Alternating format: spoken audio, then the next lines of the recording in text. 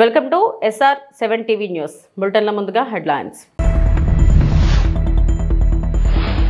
Brand Andhra Pradesh ఇప్పుడిప్పుడే ముందుకు వస్తోంది. సీఎం చంద్రబాబు ఉద్ఘాటన.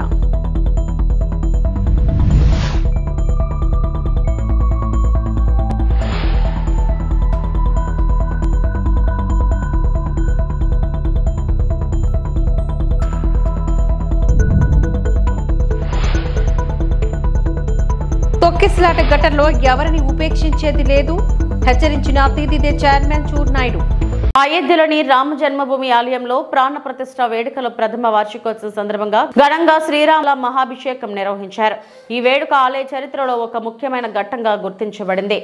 లార్డ్ రామ్కు ప్రార్థనలు మరియు నివాళులు అర్పించడానికి దేశవ్యాప్తంగా భక్తులు మరియు ఆరాధకులను ఆకర్షించింది.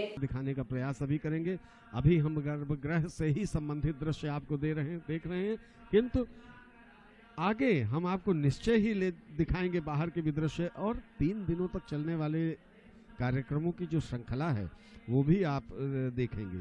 और ये सब दृश्य, ये विहंगम दृश्य आप देख रहे हैं प्रभु श्री राम। अब ये दधि स्नान चल रहा है। ये पंच क्रिया का जो स्नान होता है उसमें ये सब जिससे चरणामृत तैयार किया जाता है उसमें दधि स्नान है, घृत स्नान है, मधु स्नान है और पवित्र नदियों सरोवरों का जो सम्मिलित समेकित जल होता है उससे भी प्रभु श्री राम के विग्रह को स्नान कराया जाता है। प्रभु श्री राम की बात जब जब आती है, कब से कोटि वर्षों से चली आ रही है परंपरा, पता नहीं कितने कथावाचक, पता नहीं कितने संत महंत मुनि महात्मा श्री राम कथा कहते चले आ रहे हैं, किंतु उसका कभी कोई अंत नहीं है। सब अपने अपने भाव और अपनी अपनी अनुभूति के अनुसार उनके नाम का बखान करते हैं। वस्तुतः ये जो विग्रह हम देख रहे हैं इस समय घृत स्नान चल रहा है। ये घृत स्नान के दृश्य आपके टीवी स्क्रीन पर इस समय उपस्थित होंगे। ये किसका, ये सब उपक्रम किसके लिए? ये ऐसी विभूति के लिए, ऐसी विलक्षण विभूति के लिए जिसका जन्म ही संसार को तारने के लिए हुआ। राम अनादि है, राम अनंत है, राम है, इतना आनंदमय है, इतना तृप्त करता है और इसीलिए वो जो तृप्त कर देने की कामना है वो संसार की किसी भी वस्तु, किसी भी सामग्री में नहीं है। आकर्षण तो सब पैदा कर लेते हैं लेकिन तृप्त जो दे दे वही श्री राम है। और ये तृप्ति, इस स्वरूप को देखिए, प्रभु को निहारिए, उनके प्रति समर्पित होइए, उस तृप्ति का अनुभव कीजिए। और ये పోలవరం ప్రాజెక్టుకు చేరుకున్న పార్లమెంటరీ స్టాండింగ్ కమిటీ సభ్యులు రాజీవ్ ప్రతాప్ రూడి నేతృత్వంలోని 30 మంది పార్లమెంటరీ కమిటీ సభ్యులకు రాష్ట్ర ప్రభుత్వం తరపున స్వాగతం పలికిన మంత్రి నిమ్మల రామానాయుడు. ఆంధ్రప్రదేశ్కు పోలవరం ప్రాజెక్టు జీవననాడి. గత టీడీపీ ప్రభుత్వంలో 72% ప్రాజెక్టు పనులు పూర్తి చేస్తే వైసీపీ ప్రభుత్వం 2% పనులు చేసినట్లు పేపర్లపై చూపారు. గత 5 ఏళ్లలో పోలవరం ప్రాజెక్టు పురోగతి 20 ఏళ్ల వెనక్కి వెళ్లిపోయింది. ప్రధానమంత్రి మోడీ, ముఖ్యమంత్రి చంద్రబాబు లక్ష్యం నదుల అనుసంధానం. రాష్ట్రానికి పోలవరం ప్రాజెక్టు ఆవశ్యకతను పార్లమెంటరీ స్టాండింగ్ కమిటీకు వివరించిన మంత్రి నిమ్మల, ప్రాజెక్టు నిర్మాణంతో నిర్వాసితులకు అధిక ప్రాధాన్యతనిస్తున్నాం. 7 ఏళ్ల క్రితం నిర్వాసితులకు 800 కోట్లు పరిహారం అందించిన చంద్రబాబు మరలా ఇప్పుడు మరో 830 కోట్లకు పైగా నిధులను పంపిణీ చేశారు. గత వైసీపీ ప్రభుత్వంలో పునరావాస కాలనీల నిర్మాణానికి 1 బస్తా సిమెంట్ పని కూడా చేయలేదు. ఏడాదిలోగా పునరావాస కాలనీలు పూర్తి చేసి నిర్వాసితులకు అందిస్తాం.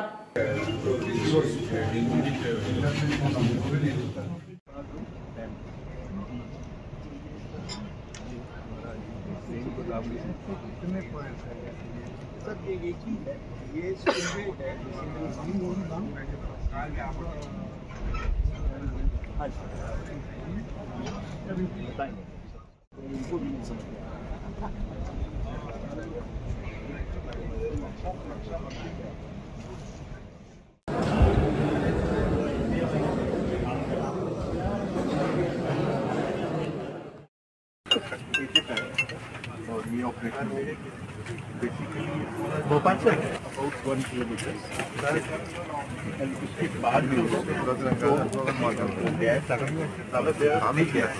उसमें गैप को तो कंस्ट्रक्ट कर दिया गया कंक्रीट इसके अलावा गैप 1 और गैप 2 में मेन डैम बने और उस एरिया को हमने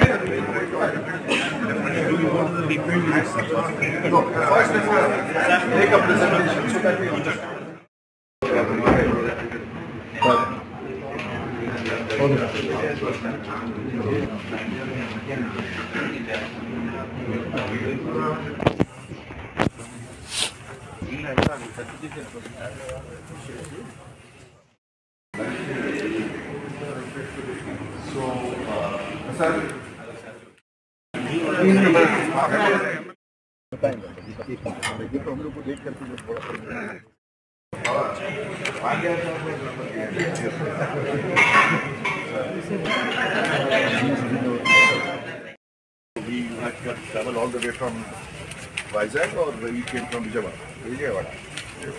My native district is West Godavari. Okay. This is West Godavari district. All project. Okay.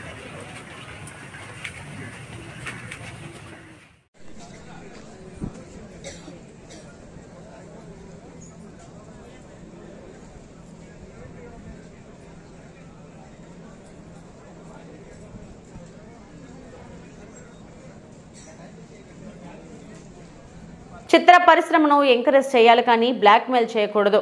Revanth Reddy అసెంబ్లీలో మాట్లాడుతూ తాను ఉన్నన్ని రోజులు బెనిఫిట్ షోలకు అనుమతి ఇవ్వనని, టికెట్ రేట్లు పెంచనని అన్నారు. ముఖ్యమంత్రి అనే వ్యక్తి ఇచ్చిన మాట మీద ఉండాలి, లేదా అందరినీ సమానంగా చూడాలి. మీకు నచ్చితే ఒకలాగా, నచ్చకపోతే ఒకలాగా ఉంటే చిత్ర పరిశ్రమకి నష్టం జరుగుతుంది అని మాజీ మంత్రి హరీష్ రావు ఫైర్ అయ్యారు. ఈ మధ్య మనం చూస్తా ఉన్నాం సినిమాల్లో ఒక దురదృష్టకరమైన సంఘటన జరగడం. మన ముఖ్యమంత్రి గారు అసెంబ్లీలో మాట్లాడుతూ ఏమన్నారంటే, ఇంకా జబ్ తక్ మై కుర్సీ మే బైఠతా హూं తబ్ తక్ ప్రివ్యూ షోస్ నహీ హై, టికెట్స్ బడానే కే నహీ హై, కుచ్ నహీ కర్తూ అన్నాడు. కానీ నేను చూస్తే మళ్ళీ ఇంకో సినిమాకు అడిషనల్ షోస్ ఇచ్చారు, సినిమా టికెట్ల రేట్లు పెంచారు. అంటే నేను ఎందుకు పెంచారు ఆ సినిమాకి అనట్లేదు. ముఖ్యమంత్రి అనే వ్యక్తి అయితే ఇచ్చిన మాట మీద నిలబడాలి, లేదా అందరినీ సమానంగా చూడాలి. నీకు నచ్చితే ఒక తీరు, నచ్చకపోతే ఇంకొక తీరు ఉంటే అది చిత్ర పరిశ్రమకు నష్టం జరుగుతుంది. చిత్ర పరిశ్రమను ప్రేమతో, అభిమానంతో ఎంకరేజ్ చేయాలి. పరిశ్రమ పెరుగుదలలో మన రాష్ట్ర ఎదుగుదల ఉన్నది. మనకు ఆస్కార్ అవార్డు వచ్చిందంటే అది తెలుగు ప్రజలందరూ కూడా గర్విస్తారు. పరిశ్రమను ఎంకరేజ్ చేయాలి తప్ప బ్లాక్ మెయిల్ చేసేటువంటి పరిస్థితికి పాల్పడొద్దని నేను ముఖ్యమంత్రి గారిని కోరుతా ఉన్నా. ఒక ముఖ్యమంత్రిగా అసెంబ్లీలో మాట్లాడితే you have to stick to the word. దురదృష్టం ఏంటంటే గేమ్ చేంజర్ కు ఈ ముఖ్యమంత్రి టంగ్ చేంజర్ అయిపోయింది. నువ్వు గేమ్ చేంజర్ ఎందుకు ఇచ్చావు అని అనట్లేదు, కానీ నువ్వు టంగ్ చేంజర్ గురించి నేను అడుగుతా ఉన్నా. నువ్వు అసెంబ్లీలో మాట్లాడినావు, జబ్ తక్ మై కుర్సీ మే बैठता हूं तब तक no shows no additional benefits అన్నావు. फिर क्यों दिए? एक महीने के अंदर क्यों बदल गए? అసెంబ్లీ में एक बोलते बाहर एक करते. అంటే దానివల్ల ఏమైతుంది? నీ గౌరవం పడిపోతుంది, ఆ కుర్చీ గౌరవం పడిపోతుంది. You have to stick to the word. Rules అనేవి అందరికీ సమానంగా ఉండాలి. నచ్చితే ఒక తీరు, నచ్చకపోతే ఒక తీరు ఉంటే చిత్ర పరిశ్రమకు మంచిది కాదు. సో ఇది తప్పకుండా గమనించాలి. ఇలా కోర్టు కూడా మొట్టికాయలేసినట్టుంది కదా, హైకోర్టు కూడా మొట్టికాయలేసింది. ఇదేం పద్ధతి అని అడిగారు. దానివల్ల ఎవరి ప్రతిష్ట దెబ్బతిన్నది? రాష్ట్ర ప్రతిష్ట దెబ్బతిన్నది. సంక్రాంతికి సొంతూళ్లకు వెళ్లే ప్రయాణికులతో హైదరాబాద్ విజయవాడ జాతీయ రహదారిపై శనివారం ఉదయం రద్దీ పెరిగింది. దీంతో అబ్దుల్లాపూర్ మెట్ నుంచి కొత్తగూడెం వరకు వాహనాలు నెమ్మదిగా కదులుతున్నాయి. చౌటప్పల్ పంతంగి టోల్ ప్లాజా వద్ద ట్రాఫిక్ జామ్ ఏర్పడింది. సిబ్బంది 10 టోల్ బూత్ల ద్వారా ఏపీ వైపు వెళ్తున్న వారిని పంపిస్తున్నారు. హైదరాబాద్ వైపు వచ్చే వారిని 6 గేట్ల ద్వారా పంపిస్తున్నారు.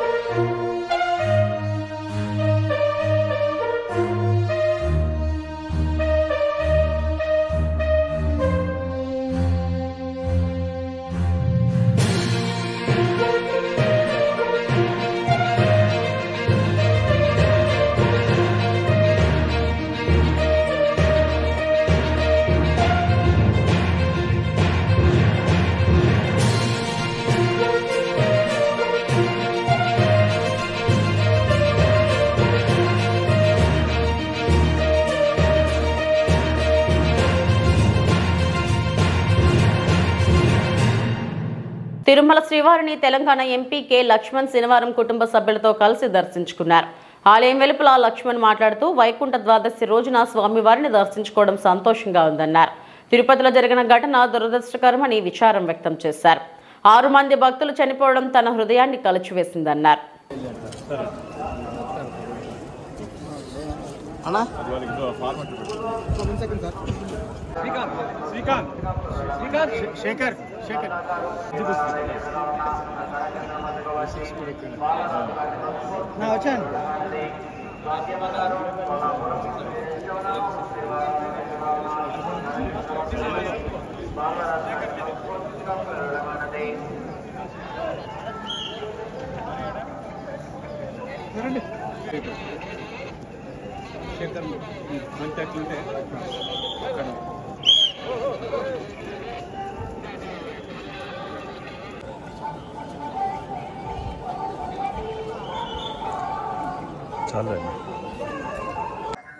వైకుంఠ ఏకాదశి పర్వదినం పురస్కరించుకొని ఈ పవిత్రమైనటువంటి 10 రోజుల్లో వైకుంఠం ద్వారా వాళ్ళ దర్శనం చేసుకోవడానికి భక్తులు దేశవ్యాప్తంగా కూడా తరలి రావడము.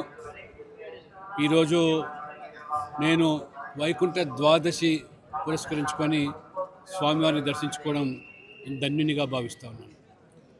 భక్తులు కూడా స్వామివారి దర్శనం నిమిత్తము ప్రతి ఏటా మాదిరిగానే ఈసారి కూడా లక్షల సంఖ్యలో ఇవాళ స్వామివారి దర్శనం కోసం విచ్చేసిన సందర్భంగా మన తిరుపతిలో జరిగిన సంఘటన చాలా దురదృష్టకరం. దాదాపు 6 మంది భక్తుల తొక్కిసలాటలో చనిపోవడము అది నిజంగా విచారకరమైన విషయము. ప్రభుత్వము ముఖ్యమంత్రి గారు వెంటనే మరి స్పందించి ఆ యొక్క బాధిత కుటుంబాలకు కూడా మరి న్యాయం చేయడానికి ఆర్థిక పరంగా, ఉద్యోగపరంగా అన్ని రకాలు కూడా విద్యాపరంగా కూడా ముందుకు రావడం నేను స్వాగతిస్తూ, ముఖ్యమంత్రి గారు న్యాయ విచారణ కూడా ఆదేశించడం, ఈ న్యాయ విచారణ సందర్భంగా మరి ఏ యొక్క అంశాలు అయితే వెలుగులోకి వస్తాయో తప్పకుండా ప్రభుత్వం స్పందించి దానికి తగ్గట్టుగా చర్యలు తీసుకోవాల్సిందిగా నేను భావిస్తూ ఉన్నాను. మరి ఇంత పెద్ద ఎత్తున జరిగేటువంటి ఉత్సవాల్లో మరి ఈ దురదృష్టకరమైన సంఘటన అది నిజంగా ఆ కుటుంబాలకు అది తీరని లోటు. వారి భగవంతుడు వారి ఆత్మకు వాళ్ళందరికీ కూడా శాంతి చేకూర్చాలని, అందులో ఏ లోటుపాట్లు కానీ లేదా లోపాలు కానీ భవిష్యత్తులో పునరావృతం కాకుండా వాటి పట్ల కూడా ప్రభుత్వము, బోర్డు అధికారులు కూడా జాగ్రత్తలు తీసుకోవాలని, అధికారులు కూడా ఇంకా ఇటువంటి పవిత్ర దినోత్సవాల సందర్భంగా అది బ్రహ్మోత్సవాలైనా మరి ఏకాదశి పర్వదిన సందర్భంగా అయినా ముందస్తుగానే అన్ని జాగ్రత్తలు తీసుకోవాల్సిన ఆవశ్యకత ఉందని ఇవాళ నేను గర్వపడుతాను. ఇవాళ హిందుత్వము, సనాతన ధర్మం కోసము ఇవాళ మొత్తం ప్రపంచవ్యాప్తంగా కూడా ఏ రకంగా భక్తులు తమ విశ్వాసాన్ని చాటుకుంటున్నారో, రేపు ప్రయాగ్రాజ్లో జరిగేటువంటి మహాకుంభమేళలో కూడా అక్కడ యోగి ప్రభుత్వం కూడా గత 6 మాసాలుగానే పగడ్బందీగా చర్యలు తీసుకుంటూ కోట్లాది మంది భక్తులకు ఆ పుణ్య స్థానాలకు కానీ లేదా ఆ భక్తుని సేవించడానికి ఎవరైతే వస్తున్నారో అన్ని జాగ్రత్తలు తీసుకోవడం జరుగుతుంది.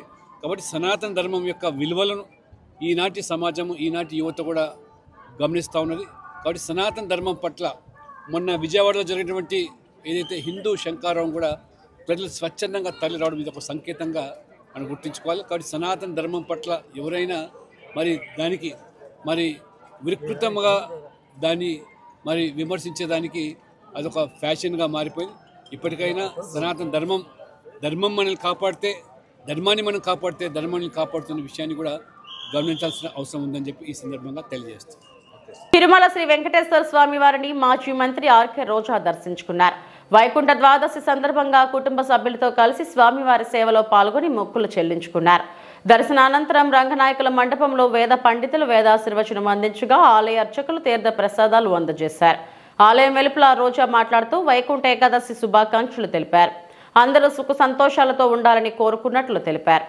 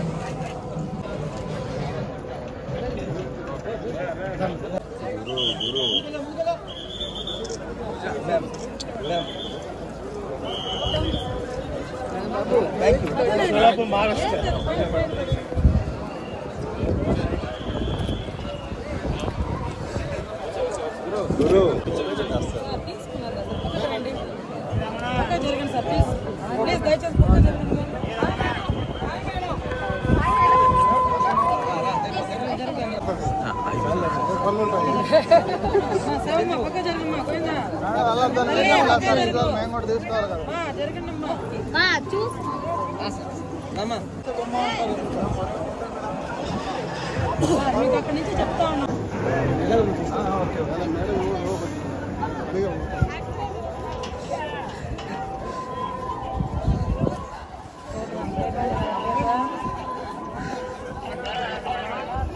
రసీదు చేసుకొని గేట్ వేసుకొని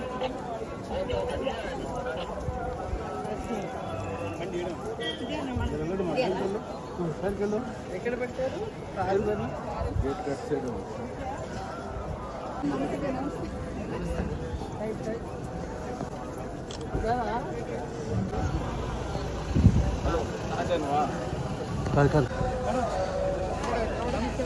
నమస్తే నమస్తే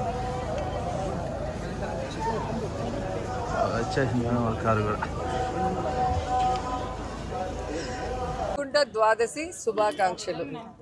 ఆ వెంకటేశ్వర స్వామి ఆశీస్సులు అందరి మీద ఉండాలి, అందరూ సుఖ సంతోషాలతో ఉండాలని మనస్ఫూర్తిగా కోరుకుంటున్నాను. వైసీపీ అధినేత జగన్ పై మంత్రి ఆనం చేసిన వ్యాఖ్యలకు ఆ పార్టీ నేత భూమన కరుణాకర్ రెడ్డి కౌంటర్ ఇచ్చారు. తొక్కిసలాట బాధితులను జగన్ పరామర్శిస్తే వారికి జగన్ డబ్బులు ఇచ్చి చంద్రబాబును తిట్టారని చెప్పడం దారుణమన్నారు. ఈ మాటలు బాధితులను అవమానించడమే అన్నారు. జగన్ తిరుపతి పర్యటనకు అడుగడుగునా అడ్డంకులు సృష్టించారన్నారు. ఘటనకు ఖచ్చితంగా ప్రభుత్వం బాధ్యత వహించాలన్నారు.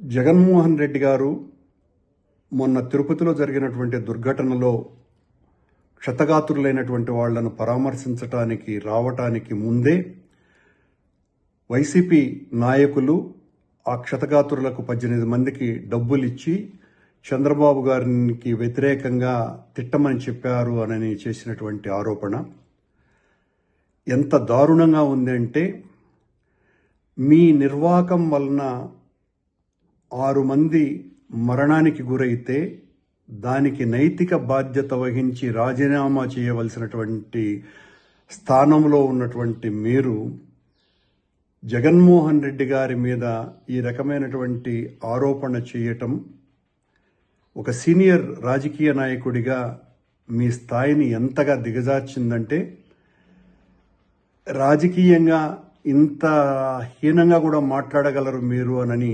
నిరూపితం చేసుకున్నారు. రామనారాయణ రెడ్డి గారు చనిపోయినటువంటి వాళ్ళ పట్ల సానుభూతి కూడా లేకుండా అంత తొక్కిసలాటలో మరణించినటువంటి వాళ్ళ బంధువులు, అలాగే వాళ్లల్లో కూడా క్షతగాత్రులు ఉన్నారు. మిగతా క్షతగాత్రులని ఎంత దారుణమైనటువంటి రీతిలో మీరు అవమానించారు. వాళ్ల మీద ఆరోపణ వేసి వాళ్ల మీద సానుభూతి చూపాల్సింది పోయి, వాళ్లకు మీరు పరామర్శించి ఆర్థిక సహాయం చేయాల్సింది పోయి, మేము డబ్బులు ఇచ్చి మిమ్మల్ని తిట్టించడానికి వాడుకున్నారు అని ఆరోపిస్తున్నారంటే, అంటే ఆ సంఘటన మీరు రాజకీయం చేస్తున్నారా, మేము రాజకీయం చేస్తున్నామా అన్నది దీన్ని బట్టి చాలా తేటతెల్లమైపోయింది. అంటే మీకు క్షతగాత్రుల మీద కూడా సదభిప్రాయం లేదు. చనిపోయినటువంటి వాళ్ళ కుటుంబీకులు అందులో ఉన్నారు. వాళ్లను గురించి మీకున్నటువంటి అత్యంత నీచమైన అభిప్రాయం, వాళ్ళు డబ్బులు తీసుకొని చంద్రబాబును తిట్టినారు. ఇది మీ ఆరోపణ. ఇంతకంటే దారుణం మరొకటి ఉన్నదా? ఈ మొత్తం ఎపిసోడ్లో వైసీపీ నాయకులు లేకపోతే మేము కానీ ఎవరం కూడా మీ పాత్రకు సంబంధించి ఏమీ మాట్లాడలేదు కాబట్టి, తద్వారా మీరు నా అస్తిత్వం ఎక్కడ తగ్గిపోతుందోనని ఈ రకమైనటువంటి ఆరోపణలకు దిగినారో లేదో దిగినారేమో అర్థం కావటం లేదు. క్షతగాత్రులను అవమానపరచటం, చనిపోయినటువంటి వాళ్ళ కుటుంబీకులను అత్యంత నీచంగా భావించటం, ఇంతకంటే దారుణం మరొకటి లేదు. అలాగే మేము అక్కడికి వచ్చినప్పుడు జగన్మోహన్ రెడ్డి గారిని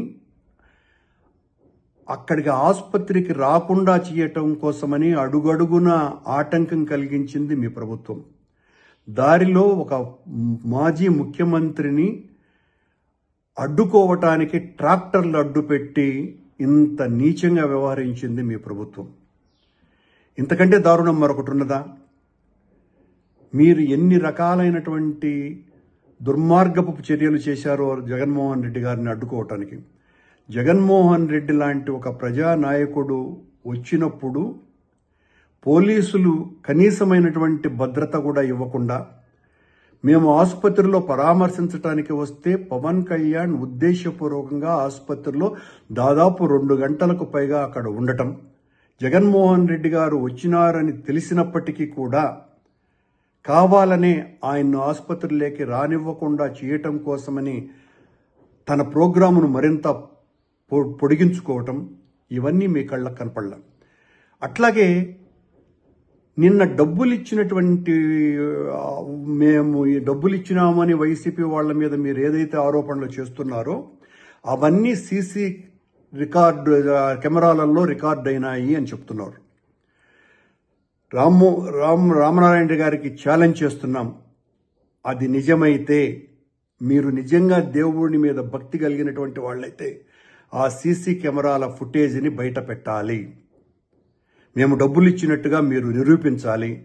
నిరూపించలేకపోతే, ఎందుకంటే సీసీ ఫుటేజ్లు మీ అధీనంలోనే ఉంటాయి, నిరూపించలేకపోతే వెంటనే మీ పదవికి రాజీనామా చేయాలి.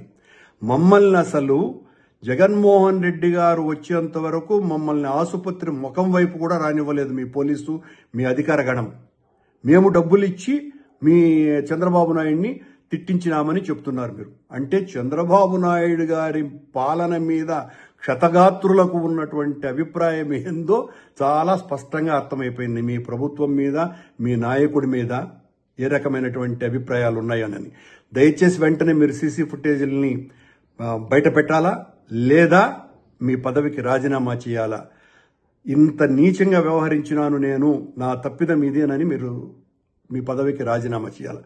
మీ చర్య ఎలా ఉన్నది అంటే, మీ పార్టీలో మీ పదవి దేవాదాయ శాఖ మంత్రి అయినప్పటికీ కూడా మిమ్మల్ని పట్టించుకునే వాళ్ళు ఎవరు లేరు కనుక, అదేదో సామెత ఉంది, తోలుగుడ్డు పెట్టే కోడికి ఎంత విలువ ఉందో నిజమైన గుడ్డు కాకుండా తోలుగుడ్డు పెట్టేటువంటి కోడికి, ఆ రకమైనటువంటి కోడిగా మీరు తెలుగుదేశం. ఏలూరు జిల్లా జంగారెడ్డిగూడెంలో ఫ్లిప్కార్ట్ ఆఫీసులో చోరీకి పాల్పడిన నిందితులను పోలీసులు అరెస్టు చేసి వారి వద్ద నుంచి చోరీ కాపాడిన 5.73 లక్షల సొత్తును స్వాధీనం చేసుకుని వారిని రిమాండ్కు తరలించారు. జంగారెడ్డిగూడెంలో గల ఫ్లిప్కార్ట్ ఆఫీసులో దుర్గారావు మరో వ్యక్తి డెలివరీ బాయ్గా పనిచేస్తూ గత నెలల సమయంలో ఆఫీసులో సీసీ కెమెరాలు ఆఫ్ చేసి కరెంట్ కట్ చేసి లోపల డబ్బులు భద్రపరిచిన లాకర్ను దొంగిలించి ఐరన్ కట్టర్ సహాయంతో దానిని కట్ చేసి 3.73 లక్షల నగదును అపహరించారు. అంతేకాక గత 2 సంవత్సరాలు అదే దుర్గారావు వేరే వ్యక్తితో కలిసి 2 లక్షల నగదును అపహరించాడు.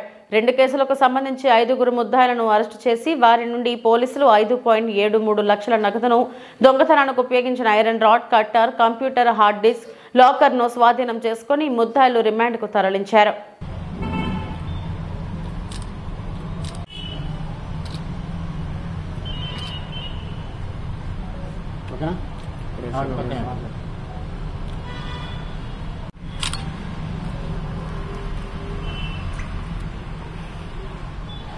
జంగారెడ్డిగూడెం పట్టణంలో గత వారంలో, అంటే గత సంవత్సరం చివరిలో డిసెంబర్ 30న మన జంగారెడ్డిగూడెం ఫ్లిప్కార్ట్ ఆఫీస్లో జరిగినటువంటి దొంగతనంలో మనకి ముద్దాయిల్ని అరెస్ట్ చేయడం జరిగింది. ఈ కేసులో ముద్దాయిలైనటువంటి పిల్లి నాగదుర్గారావు, రుద్రిళ్ల సాయికృష్ణ వీళ్ళు కూడా గతంలో అదే ఫ్లిప్కార్ట్లో డెలివరీ బాయ్స్గా పనిచేసి ఆఫీస్లో ఉండేటువంటి ఆనుపాలన్నీ కూడా తెలుసుకొని ఉన్నారు. అలా తెలుసుకున్న క్రమంలో డిసెంబర్ నెలాఖరులో కొంత పెద్ద మొత్తంలో డబ్బు ఆఫీస్లో ఉంటుందనే ఉద్దేశంతో నైట్ టైం దుర్గారావు వచ్చి అక్కడ లైట్లు ఆపేసేసి కెమెరాల ఆఫీసు, తర్వాత ఇక్కడ ఉన్నటువంటి క్యాష్ చెస్ట్, ఐరన్ క్యాష్ చెస్ట్ని దొంగిలించుకొని తీసుకొని వెళ్ళడం జరిగింది. తర్వాత దాన్ని వేరే ఐరన్ కట్టర్ తోటి పగలగొట్టేసి దానిలో 3,73,000 రూపాయల క్యాష్ దొంగతనం చేయడం జరిగింది. ఇదే మాదిరిగా గత 2 సంవత్సరాల క్రితం కూడా ఇదే ఫ్లిప్కార్ట్లో ఇదే దుర్గారావు వేరే ఇంకొక వ్యక్తితో కలిసి విజయబాబు అనే అతనితో కలిసి ఈ దొంగతనం చేయడం జరిగింది. అప్పుడు కూడా ఇదే మాదిరిగా క్యాష్ చేసుకుని దొంగిలించి అందులో 2 లక్షల రూపాయలు దొంగతనం చేయడం జరిగింది. ఈరోజు మన జంగారెడ్డిగూడెం సిఐ గారు, ఎస్ఐ గారు, వారి క్రైమ్ సిబ్బంది అందరూ కలిసి ఈ ముద్దాయిల్ని అరెస్ట్ చేయడం జరిగింది. వీరి వద్ద నుంచి దొంగిలించబడినటువంటి పూర్తి సొత్తు 5,73,000 రూపాయలు పూర్తిగా వాళ్ళ దగ్గర నుంచి స్వాధీనం చేసుకోవడం జరిగింది. వీళ్ళు 5గురిని అరెస్ట్ చేసి రిమాండ్ చేయడం జరుగుతుంది.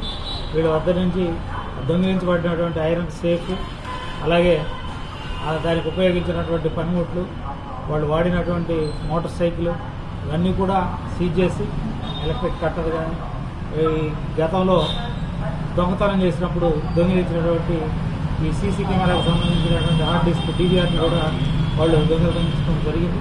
దాన్ని కూడా ఇప్పుడు సీజ్ చేయడం జరిగింది. వీళ్ళందరినీ కూడా కోర్టుకు హాజరుపరిచి రిమాండ్ పంపించడం జరుగుతుంది.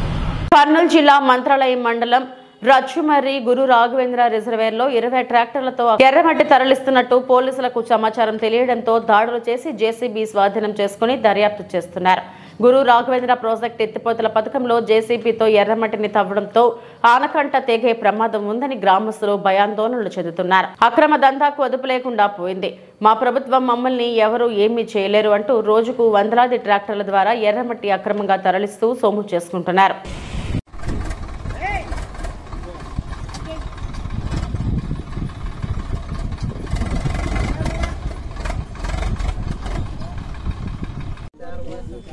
ఈ మంచి కూడా జయరాజ్ కూడా నమ్మే పాపాయ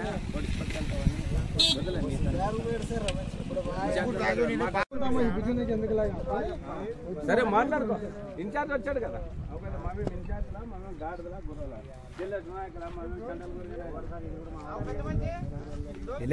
వాళ్ళు ఏమన్నా అడిగిరా? మీరు ఈ భూమిని మీరే కదా దోచుకొని తినేది, మీరు చదివేయమంటారు.